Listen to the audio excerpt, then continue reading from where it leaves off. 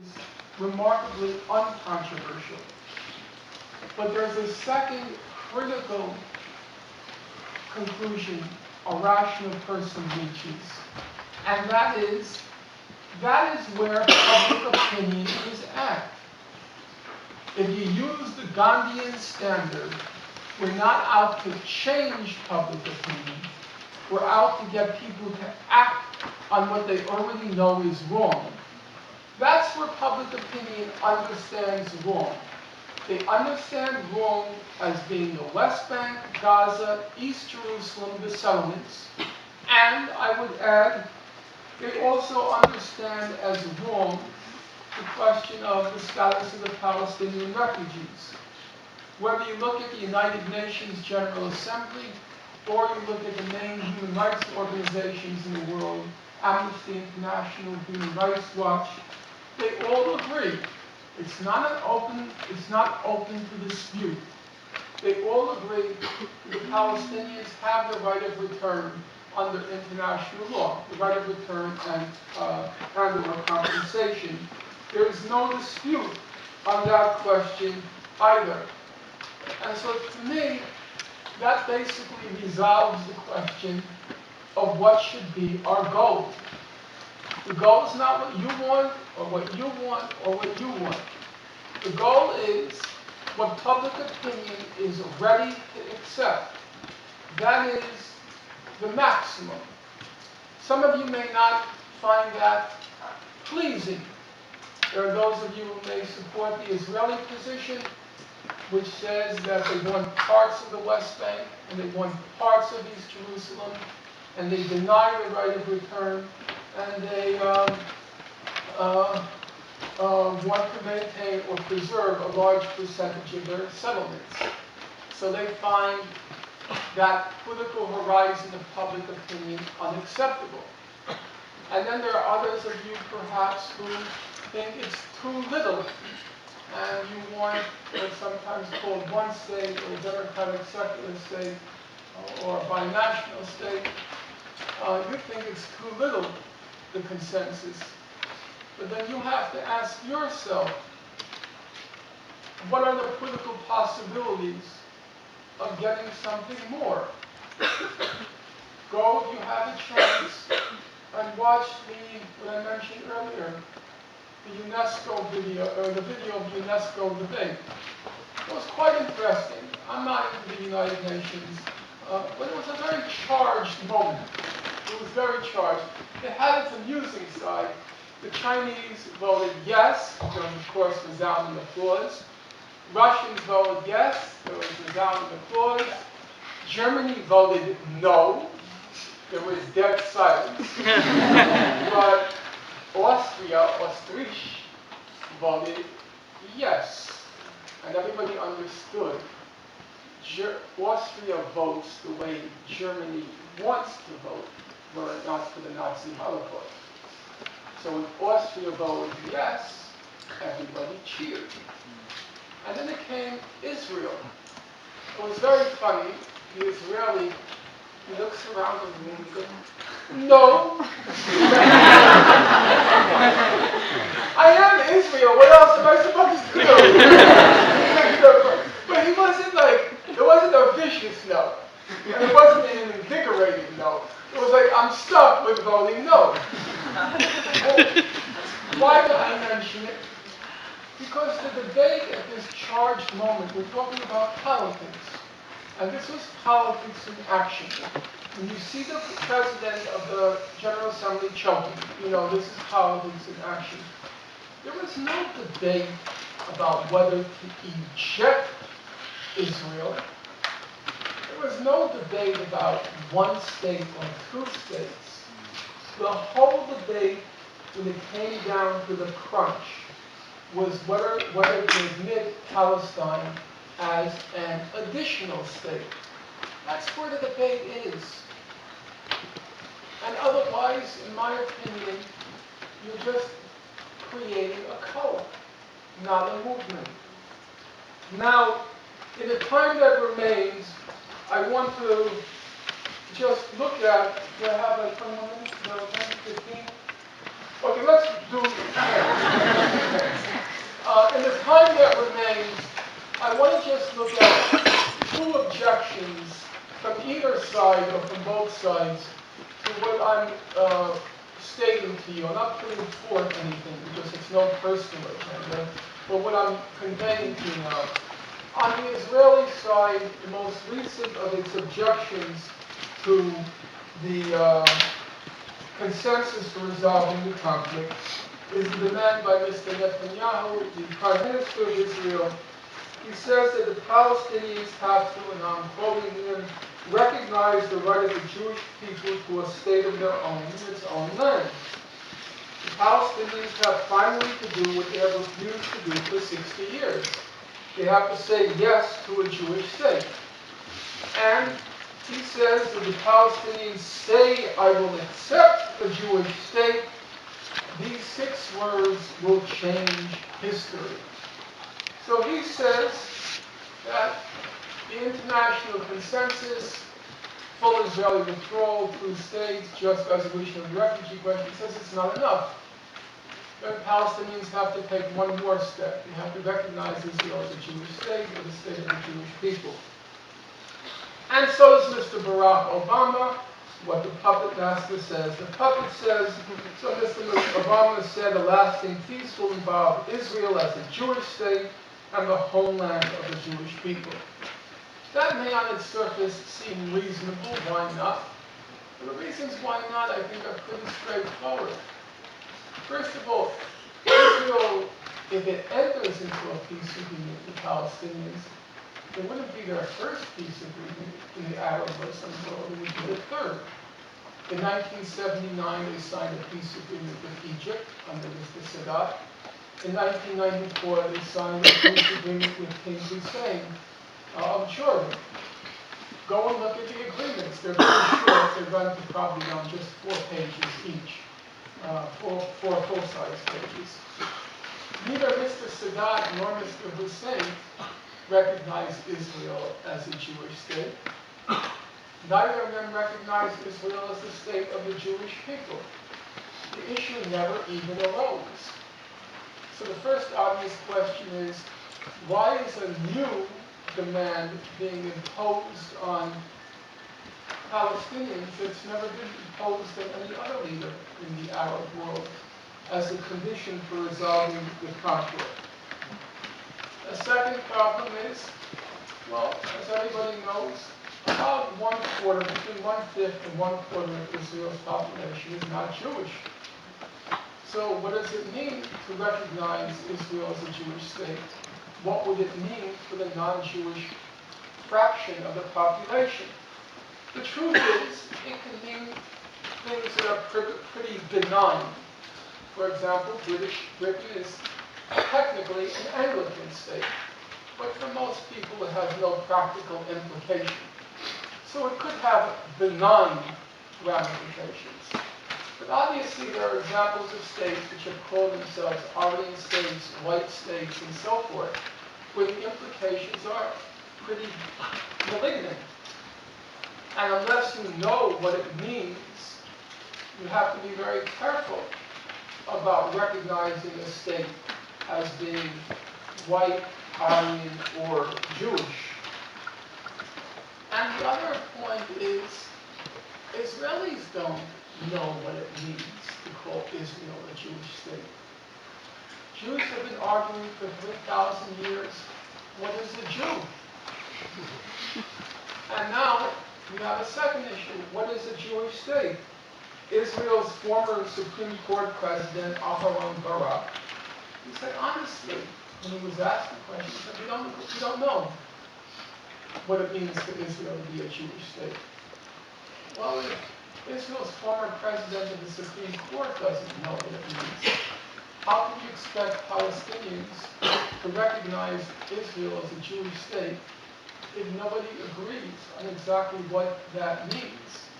And when, in fact, the consequences could be quite terrible. As I said, it can also be benign, as in the case of the UK, but quite terrible.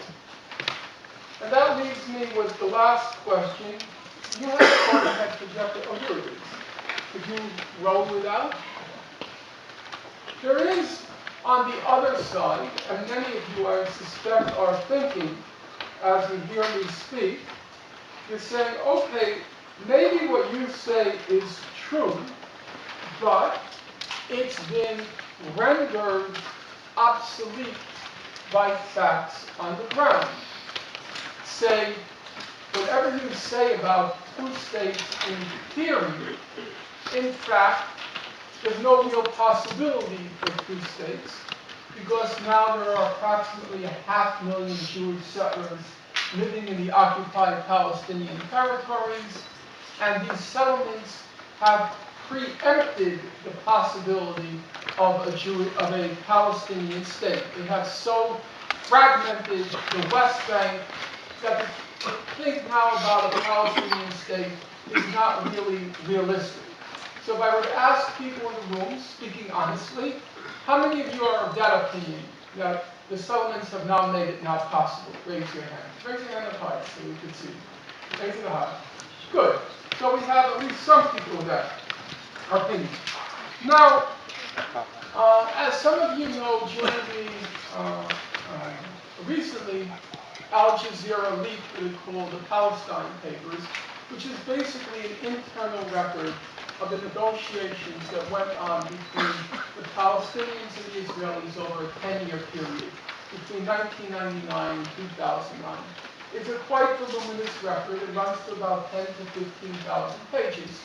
And I sat down this summer and I decided I was going to read through it.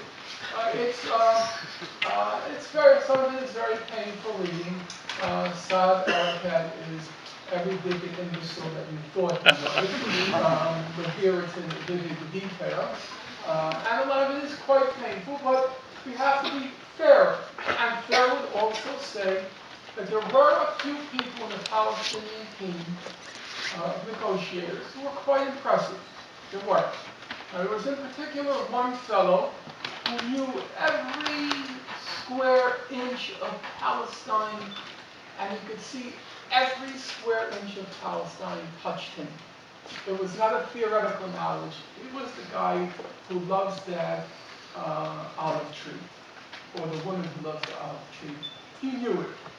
On the other hand, he wanted to resolve the conflict, and he was doing his best.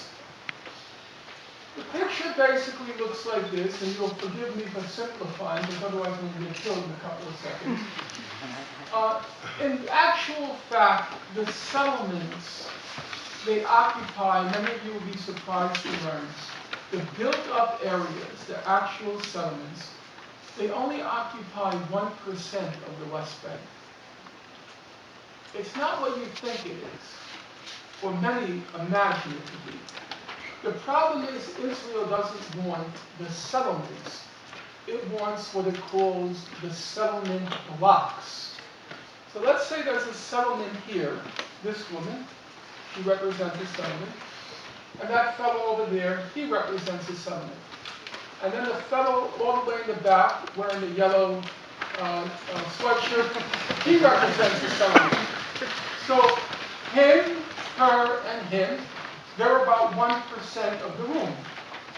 But Israel says it wants the whole area from here to there, the whole triangle. And that becomes the settlement block. If you want the settlement blocks, let's see if I get it right. Can you tell me what I don't think? Let's see. Yes. But now I have to just reverse it like this. Maybe you'll. No.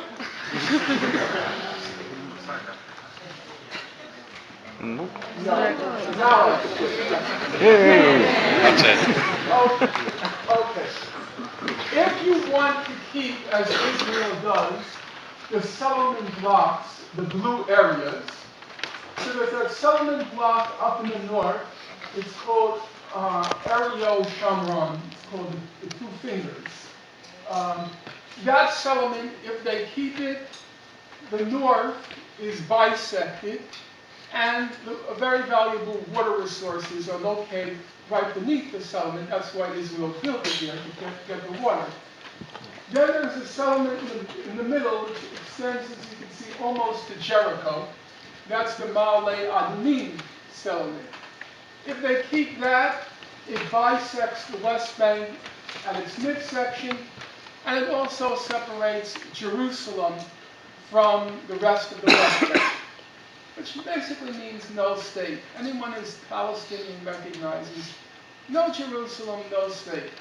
What's called Metropolitan Jerusalem, which includes Jerusalem, Ramallah, and Bethlehem, that triangle. It accounts for about 30 to 40% of the Palestinian economy. If you eliminate Jerusalem, we're not talking about a state. So the Palestinians, they said, don't even talk to us about it. You're wasting our time.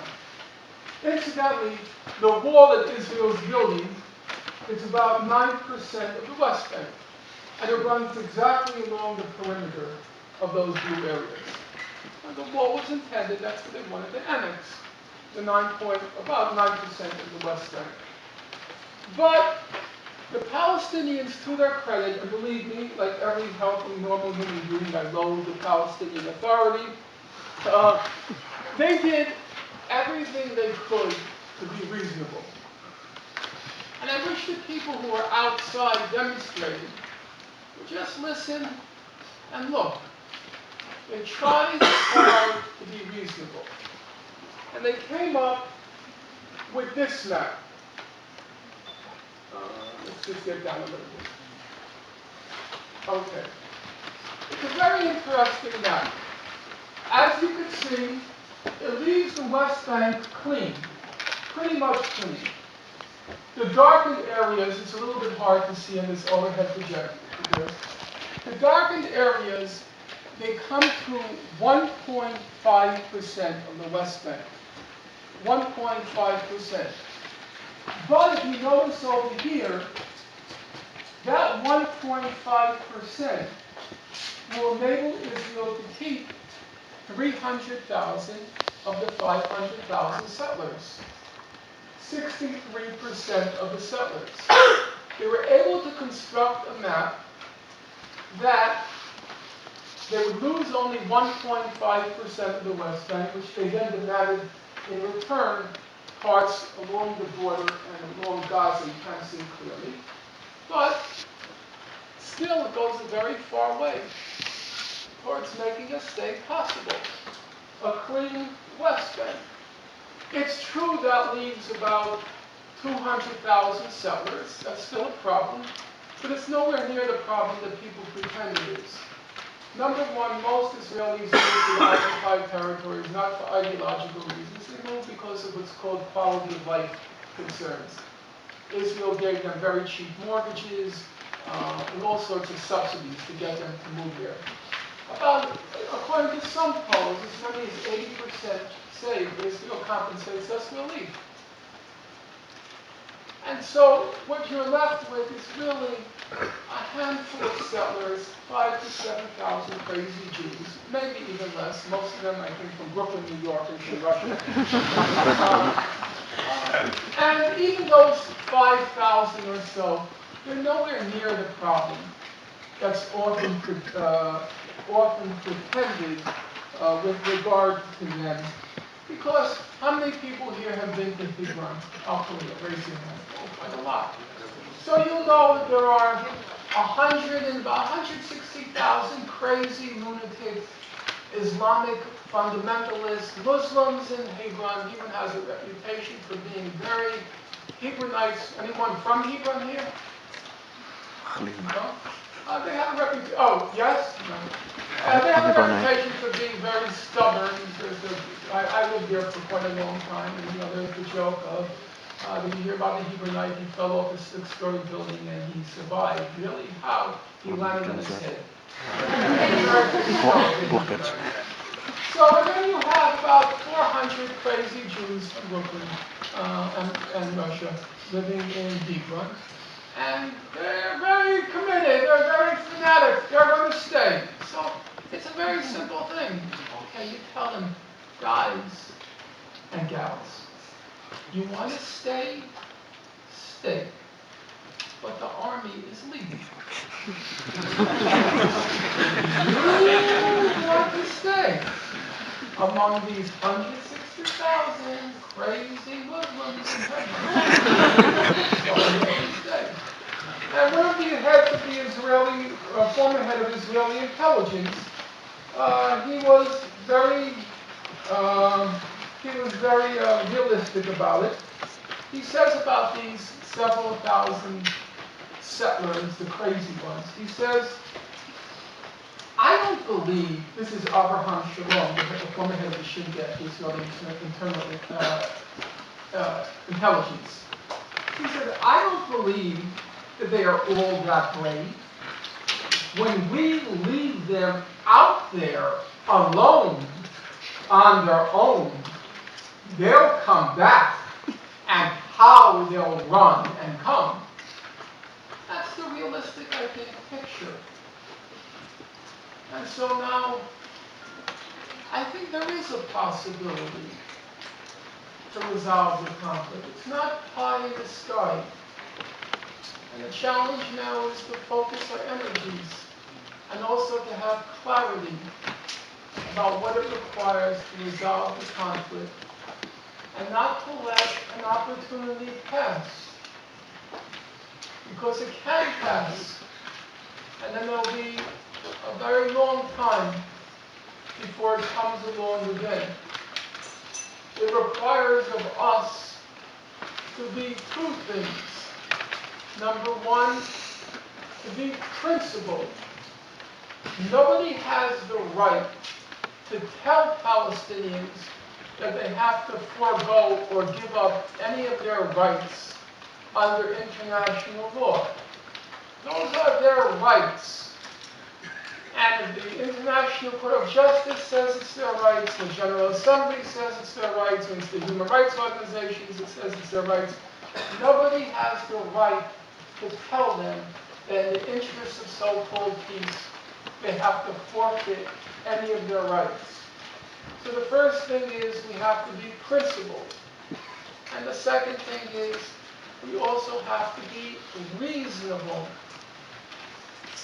Don't put your enemy in a corner such that it feels like it has no alternative except to strike out and pull the pillars and take the whole world with them. They have to show there is an alternative out there. There is a reasonable way to resolve the conflict that enables everybody to preserve their basic rights and their personal human dignity. And that's all we're asking, to be principled and reasonable. The golden rule, to do unto others as you want others to do unto you. That's it. It's not radical. It's not radical. I know there's been a documentary done in my life, American Radical. And yet, in my personal life, I still consider myself a radical. But what I'm saying now, it's not radical. It's just the law. It's the uncontroversial law. That's where we stand now.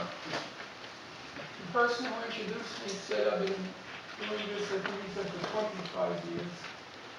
Regrettably, it's been longer than that. I started in 1982 in Israel and Lebanon. That's when I first got involved. So you could do the calculation, and we're heading towards the third decade. And you can imagine, I'm not the young person I was when I got started.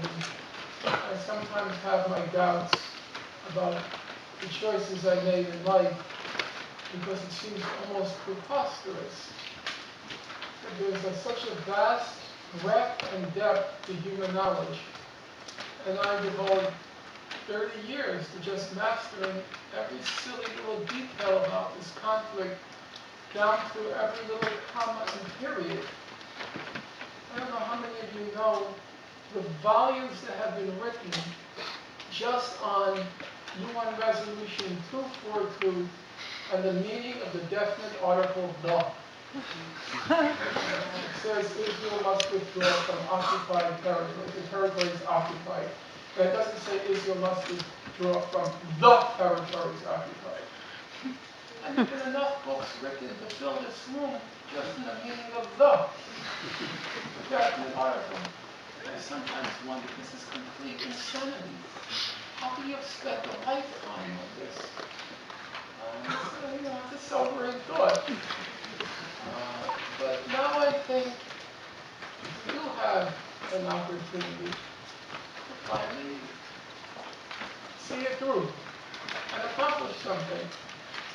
It might not be what everybody wants, but whatever you get, it's just a step in the struggle for a better world. Some of you know the African American spiritual Jacob's Ladder. How many of you know it? We are climbing Jacob's Ladder. Every rung goes higher and higher. That's what historical progress is about. It's just one rung on the ladder. When I was younger, your age, most of you, I believed the Big Bang Theory of politics, socialist revolution, communism, and then it's, a sweet tomorrow. Now I'm more of the one rung school of thought. It's one rung to climb that. And I think we have a chance to get there. I always read Professor Said's, the Palestinian American literary critic, also very courageous, and he's a critical activist, Palestinian critical activist. And he liked to quote the Caribbean poet M.A. Cesar, "There's room for everyone at the rendezvous of victory." There's room for everyone at the rendezvous of victory. I think I like that line. Because normally when we think of victory, we think of victors and vanquished, winners and losers, victory. But he says there's room for everyone. Yes, just be fair, be reasonable. Is it fair? Is it reasonable what's been done to the God-forsaken people of Gaza? Is that fair? Is that reasonable? Is it fair? Is it reasonable to blow up a person's home? Is that fair? Is it reasonable to bulldoze their home? To take their land from under their feet? To mow down, to bulldoze their olive trees? Is that fair? Is that reasonable? Just be fair. Be reasonable. And if you're fair and you're reasonable, there's room for you, everyone, at that rendezvous of victory. I'm not sure how I'm going to get there. I'm not sure if I'm going to be jogging there, very unlikely because my legs have finally given way after 30 years of brutalizing them. I don't know if I'm going to be walking there. I don't know if I'm going to be using a cane. I don't know if I'm going to be using a wheelchair. I don't know if I'm going to be on life supports on a stretcher with my friends from Pakistan holding the floor. But I'm determined to get to that rendezvous of victory. But there's one hitch. And the hitch is, and it's not just a rhetorical flourish, it's a fact. I can only get there if you are there with me. It's either all of us or it ain't gonna happen. I think there is a possibility if we combine our efforts, join our energies, show resoluteness, commitment, conviction. I think I may yet get to see that rendezvous of victory, and I hope to see, I expect to see all of you there with me. Thank you.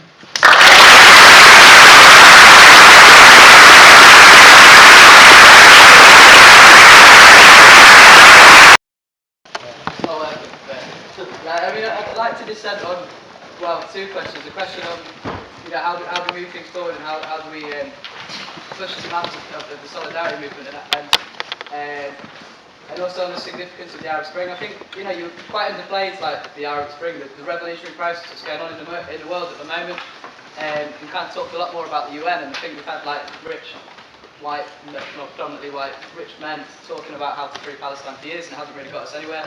I think it's clear that liberalism can't actually deliver people the rights it promises. There's a guy who back in the 50s or 40s or something said the road to Palestinian liberation lies through Cairo, and what he meant by that is that to see a free Palestine you need a revolutionary process right across the Middle East, because why is Israel there? It's there to police the Arab world after France and Britain and stuff left, and obviously that seems like some mental utopianism, but actually at the moment there is a revolutionary process going on in the Middle East, and it's taking place, although at different paces and different ways across that whole region, and it's not too far from Greece as well, I'd say as well. So I mean, to sum it up, I think that is a reality that's going on in the world in the moment. I think if we hold ourselves back to what people agree with now, who a year ago would have said that Mubarak would be gone in Egypt? Not very many people. I think we need to take a phrase back from when you were probably a mad trot like myself. So we need to be realistic and demand the impossible. We've got a discussion this Thursday at 5 o'clock.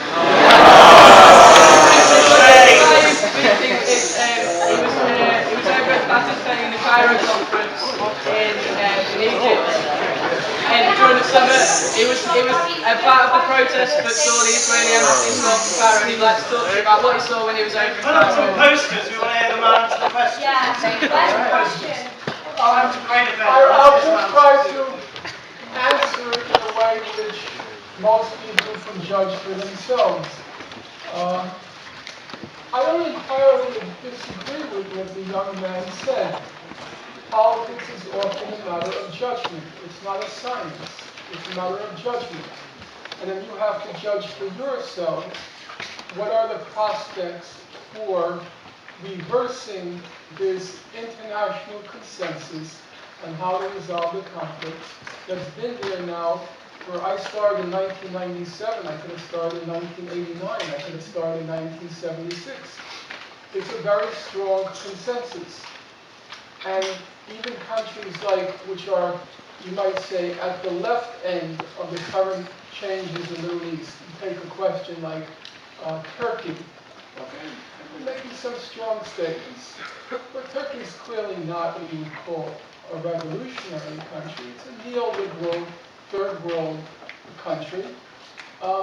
Nobody's talking about eliminating Israel. It's not there. And now you may say it's imminent.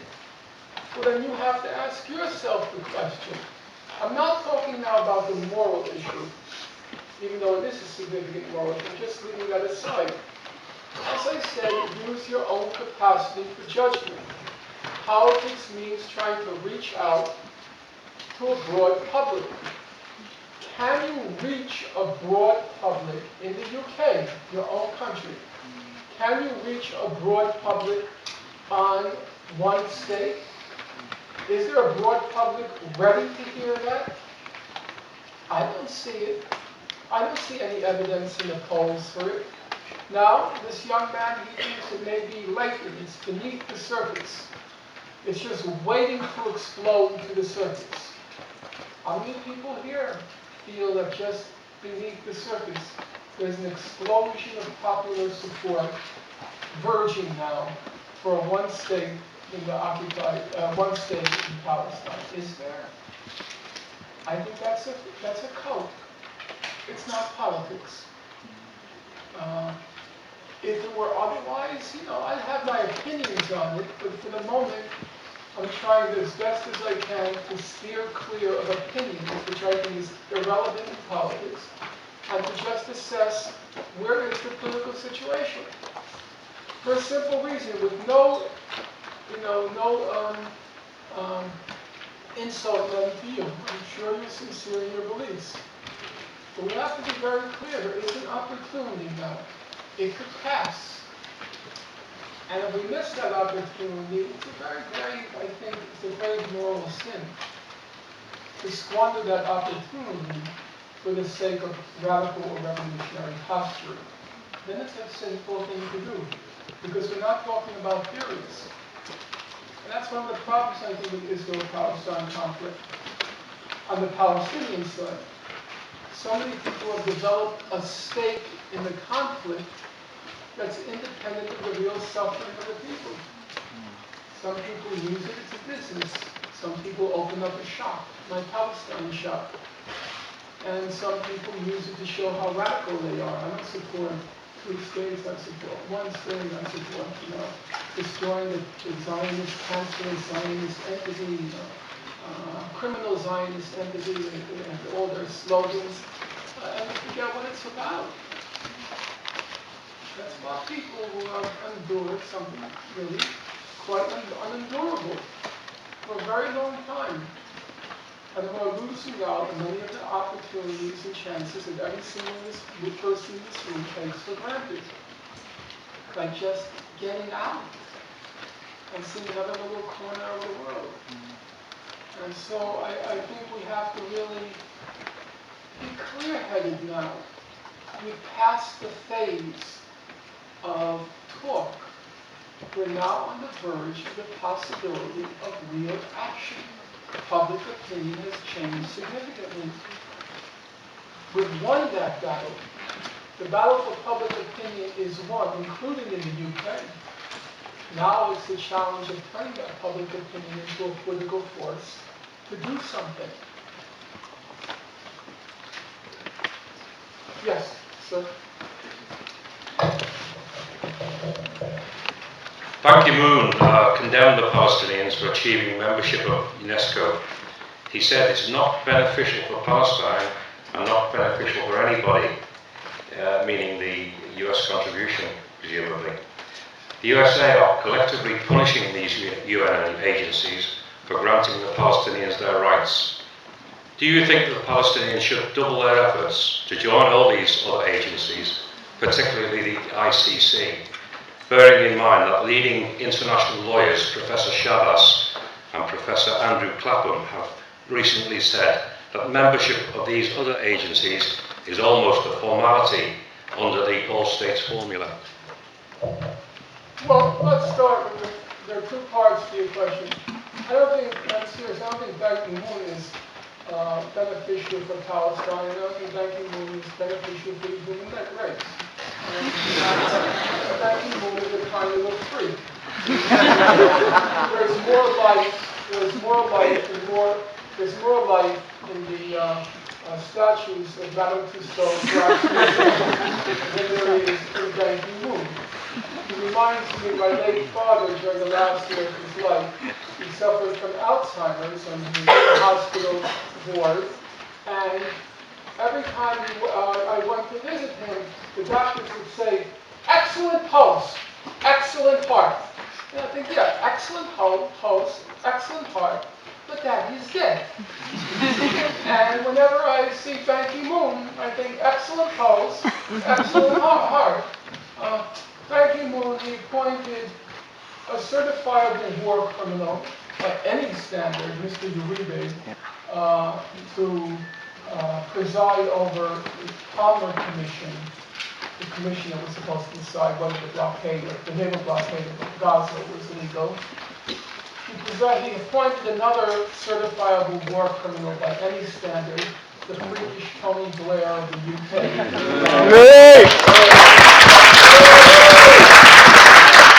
Head of the quartet to achieve peace in the conflict. So, the man is, it's pitiful. I often wonder, why does he want the job? He seems so bored with it. Whenever you interview him, he afterwards, I am very concerned. It's just an American puppet. So I wouldn't attach too much significance to any of his statements. But on the other hand, we have to be careful because the Palestinians have won many victories in the UN and related bodies. They won that landmark victory of the International Court of Justice in 2004, which declared the wall illegal and declared the wall had to be dismantled. The problem is not winning the paper victories. The challenge is turning the paper victories into victories on the ground. What the Zionists did. The Zionists, they extracted the Balfour Declaration. But then what did they do with the Declaration? Did they take it, deposit it in a file, and just move on? No. They ran with it. They proceeded to build their state. In 1947, UN Resolution 181, they won partition of Palestine. Did they take the partition resolution, what Abba Eban called Israel's birth certificate, and deposit it in a file and walk away? No. They ran with it. They built a huge international mobilization. And obviously they prepared for a very effectively and ruthlessly won a war in 48. The question is not the paper victory. The question is what you do with the victory. And the Palestinians, unfortunately, are burdened with a leadership which is fearful, once having won the paper victories, is very fearful of doing anything with them, because they recognize the most likely first consequence of actually mobilizing the people is what happened in Tunisia, Egypt, and elsewhere, that they're going to overthrow the leadership.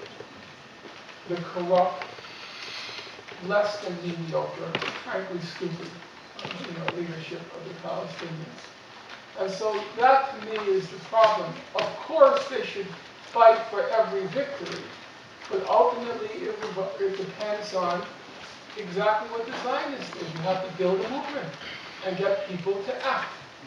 And the Palestinian leadership does not want to act because they know. Remember, during the days of the last days of the Mubarak regime, there was only one place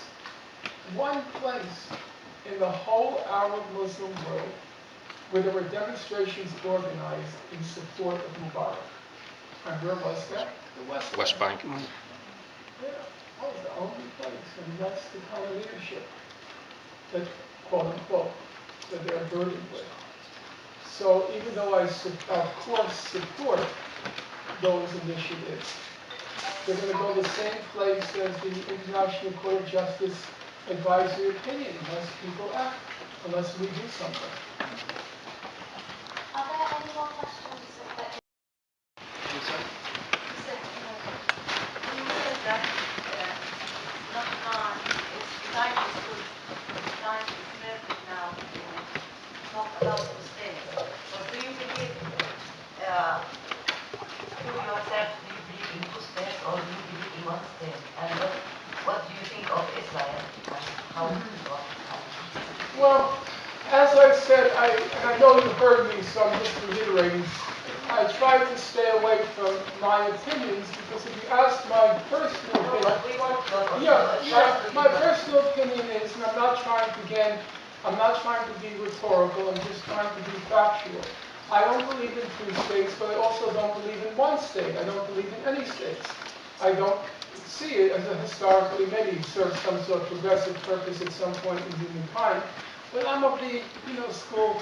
The world is a very small place. Doesn't make very much sense to create these borders on this tiny pinprick in the universe. Doesn't really make much sense to me. So I don't believe in any states. So there's a very big difference between what rationally makes sense to you and what politically is possible. So let's take a typical example. I live in the United States, okay?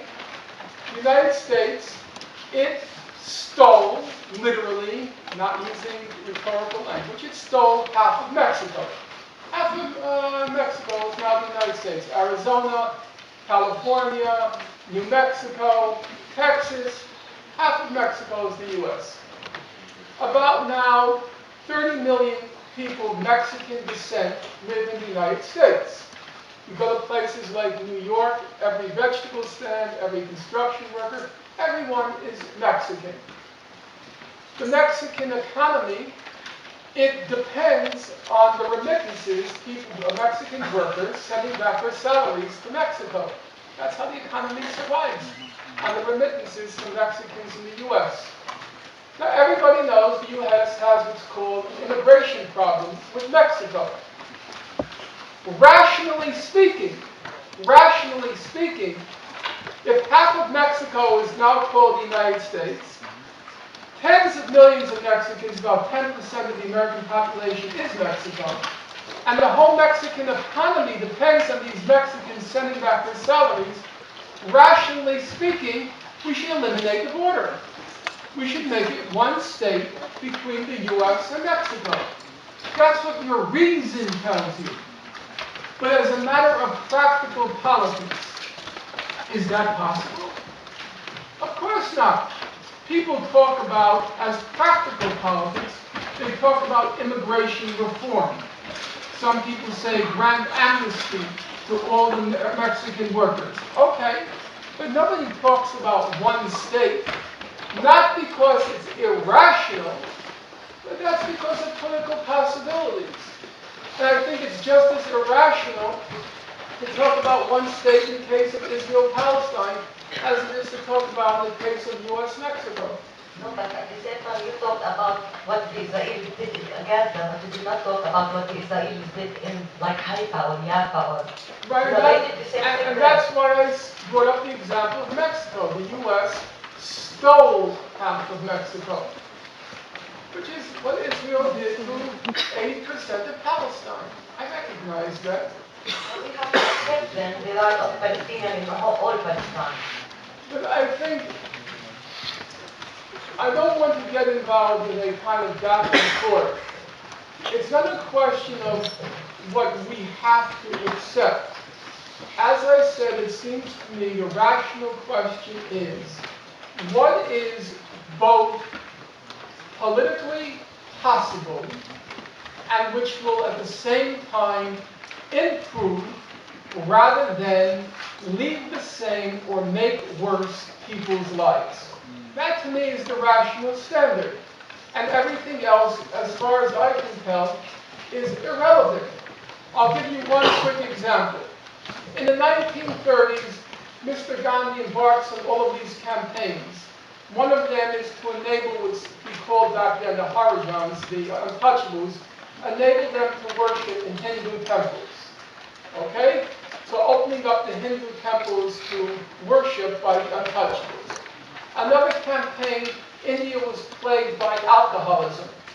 And he launched a campaign to eliminate alcohol in India. So many people went to Mr. Gandhi and said, Mr. Gandhi, why do you focus on alcohol? Why don't you focus on racetrack betting? That's also a big problem here. Our problem is now called the lottery, but back then they had racetrack betting. He said, why don't you focus on cinema? Because they thought cinema and the movies were sinful. And Gandhi's answer was very simple. He says, because everybody already agrees that Hindu untouchables should have the right to worship and that alcoholism is a problem. He says, when you come to the other things, people don't agree. And if they don't agree on it, there's no possibility of politically winning them. So you say, we should all agree. But then what do you do with the problem if I'm taking, remember, the limit of public opinion? I'm taking Amnesty International, Human Rights Watch, the International Court of Justice. I'm not taking the Conservative Party in the UK. I'm not taking the Labour Party. I'm not taking, on some days, Mildan is not a horror story, but on most days it is. I'm not taking the Liberal Party. I'm taking the limit. And if this is where the limit is, then it literally makes no sense we have to do or we have to do. Because there's no constituency for it. Now, if you want to impose it through violence and force, a kind of coup, well, personally I don't agree with it, and anyhow, it's not going to happen. But if you think of politics as trying to reach a broad public, there's nothing there. This is the way Israel came. No, I totally disagree with that. You say this is the way Israel came. No, Israel, through a certain amount, not a certain amount, a large amount of ruthlessness, but it was able to win the public opinion of the UN General Assembly. And they ran with it. They ran with it. No question about that. But the thing about the Zionists, which makes them, in my opinion, they are real political actors. Every single person in this room, bar none, every single person in this room has heard of the Balfour Declaration. Remember, it's a century ago. It was just 30 or 50 words by a completely nondescript, sort of like Ban Ki-moon, Foreign Minister, Arthur Balfour. Everybody's heard of it from a century ago. Everybody in this room has heard of the partition resolution. One General Assembly recommendation. Wasn't the Security Council. Everybody's heard of it. Because they make sure that you've heard of it. Because they know exactly what Abba Eban said. These are our certificates of legitimacy. They understood that's important to secure international legitimacy. You can't do anything in defiance of it for a consistent period of time. And that's what we have to do. But there is no legitimacy for what you're saying. You have to show it to me. If you want to make a case, show me where is the broad public? Where is the institution that reflects your point of view? There isn't any. Make 2 points, if I may. Since there's no one from Hebron here, I think it would be safe to say that one reason why a Hebronite would have a very hard head is that the 160,000 people of Hebron are occupying 20% of Hebron, while the 400 Kiryat Arba settlers occupy 80%. So if anyone from here is subject to that treatment, he will be pissed off. I'm really sorry for the word. The second point I would like to raise is I'm old enough to remember something that was born in Bandung in 1955 called the Non-Alliance Movement. And in my childhood, I remember in 1967 when the Golan Heights, West Bank and Sinai were lost to Israel, the whole of the world was against Israel, bar some Western European countries. So your thesis that now there is a majority in favor of a just resolution for the 242 formula has been going on for some time. And while I am very positive about what you are professing, I doubt very much that it will take us any further, because I remember that we were a lot better in 1967 than we are now. Thank you. Just on a statistical question, I don't want to go into another argument. I think you have the numbers reversed.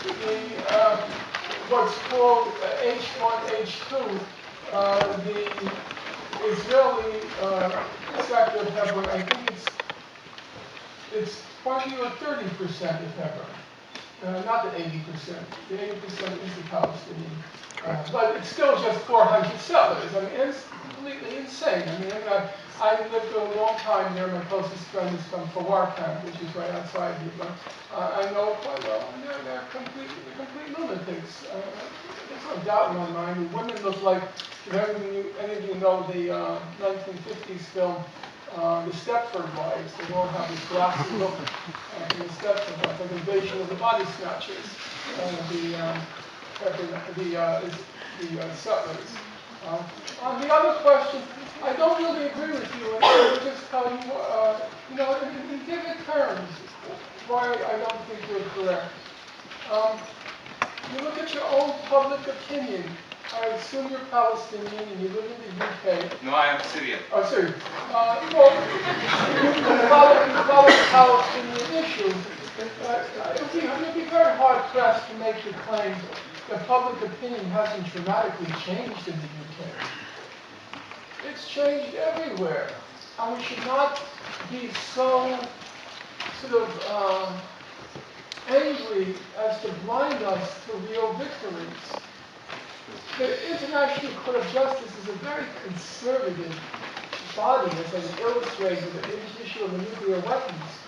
To get a 15-0 opinion that all the settlements are illegal, that's a huge victory. It's a huge victory. To even get the UK to defy the US, Obama, and vote and abstain in UNESCO, very unusual. Things are changing, have changed significantly. And we should not be so blanket in our judgments that they blind us to real opportunities now to achieve something. Unfortunately, that's all we have time for today. Let's just take this guy.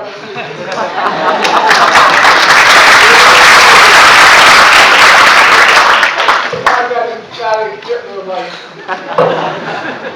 You have to excuse me for being nervous in front of a crowd which has given a standing ovation to Dr. Norman Finkelstein. In this talk and lecture, you stated the Israel-Palestine issue is not a controversial issue. You've also stated that American liberal Jews do not defend Israel. Well, welcome to England. I mean, Manchester University have just rejected Dr. Norman Finkelstein to speak at the university, so I do believe there are ways in which people see this as a controversial issue. You mentioned twice the Holocaust industry and the reflection or the explanation of Jewish suffering. I understand what George Town, so I just want to say one quote. It says, exploit the memory of the Holocaust. Israel exploits the memory of the Holocaust as an ideological weapon.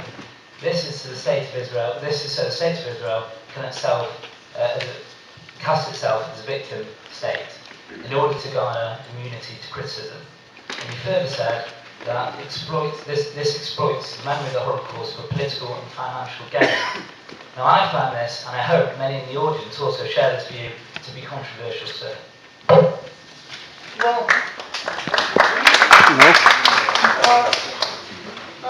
I'm glad you asked the question. Just as a preface, my health and security guards will give me just a couple of minutes to answer you. I'm well past the age, again with due respect for the young person, my heart was with you at your age, it was. I'm well past the point where I'm interested in casting a pose in order to show how radical or contentious I could be. It doesn't interest me anymore. I think if you were to put a polygraph to my wrist, the wrist would, or I wouldn't lose a beat if I say my aim now is I want to end the conflict. I want to see it over. Many people have suffered too much. So I kind of welcome the question, and I'll try to answer it in as systematic fashion as I can. On the first part, I really can't comment. I wasn't aware that Manchester has officially rejected the coming. It's not true. There's the location. Jewish students. Mr. Finkelstein, is that only students can go. That's all that's been said. But if the meeting can still go ahead, in fact, they've moved the meeting to the Friends meeting now. So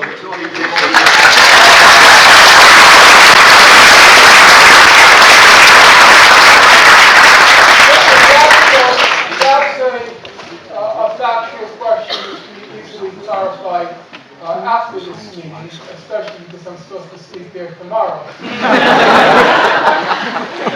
We'll go further. Well, let's get to the more serious or substantive issue, which is the quotes which were accurately quoted from my little book, The Holocaust Industry. Let's just look at one aspect. I'm not saying I couldn't possibly exhaust a discussion of that. And of course, I'm in a much stronger position than you. I wrote the book, and so I know all the data behind it, and you're no fault of your own. You're in a weaker position. Unlike many authors, I read my books. So I know its content, and I can sort of overwhelm you, which is not fair. So let's take an easier way of proof of the point I'd like to make.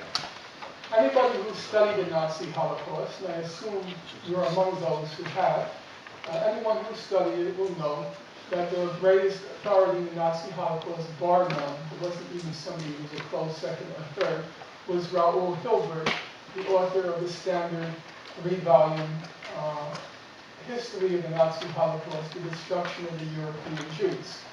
The current version came out in 3 editions. The current edition is put out by Yale University Press.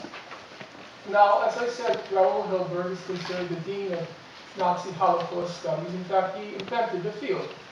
He wrote the first systematic treatment of the topic that was published in 1962, long before there was even a notion of Holocaust studies.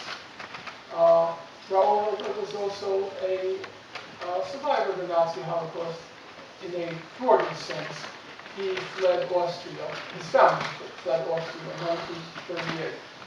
So why do I mention all this? Because Raoul Hilbert, and I'm sure you know, if you turn to the back of the book, he blurbed my book. And Raoul Hilbert said, I'm quoting him now, almost verbatim, because I haven't looked at the book in recent years, but he said that he went through all the same documents as I went through.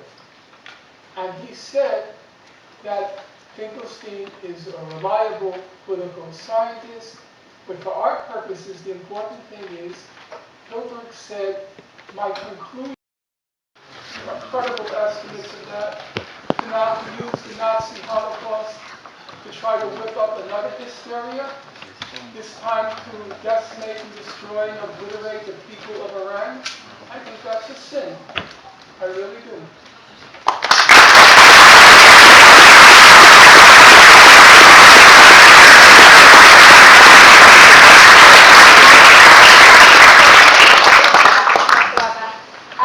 Thank you so much for being here today, and thank you, Mr. Finkelstein. I think everybody will agree that was an insight.